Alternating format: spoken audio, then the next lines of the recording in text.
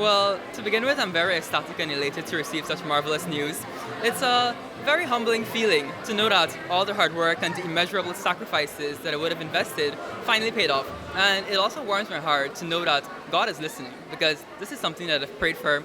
This is something that I've desired very long. And also, I've worked very hard for it.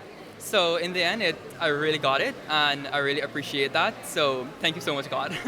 So now that you're done with CAPE, what are your plans? Okay, so immediately after, I'll be enrolling in the University of the West Indies to pursue a bachelor's degree in economics and accounting.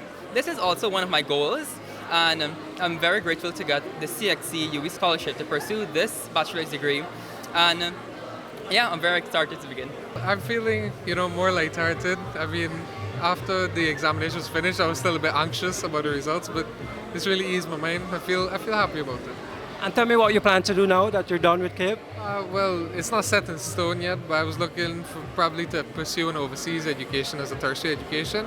Go into something in science, probably biomedical engineering, somewhere along those lines.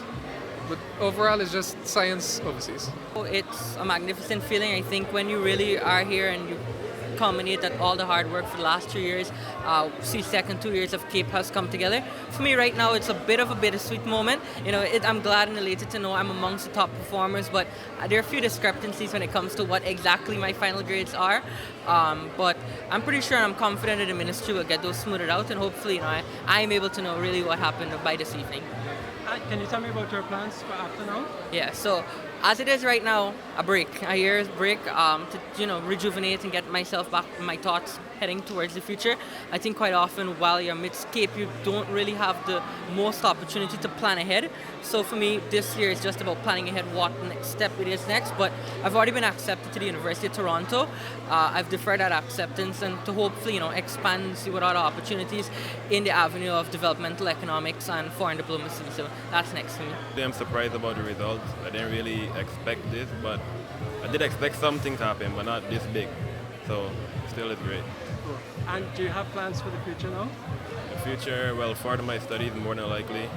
Either looking at engineering or medicine, not sure yet. And I'm also looking for opportunities, scholarships. So I don't know where the future takes me yet. Tell me what goes into preparing for CAPE. Well, honestly, just hard work and determination.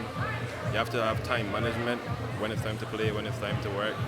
But for me personally, I applied that, but coming down to exams is a bit of a hiccup for me because I felt like I didn't do enough. But I guess it paid off.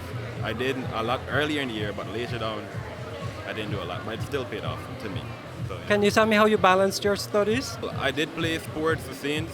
Coming around March, I played football for Saints, and that was great. I went to Suriname on a school trip, and then I came home back and I was like, I shouldn't have done all this. I should have put time into studying, but I guess I still got the results I wanted, so I got to balance it fairly well.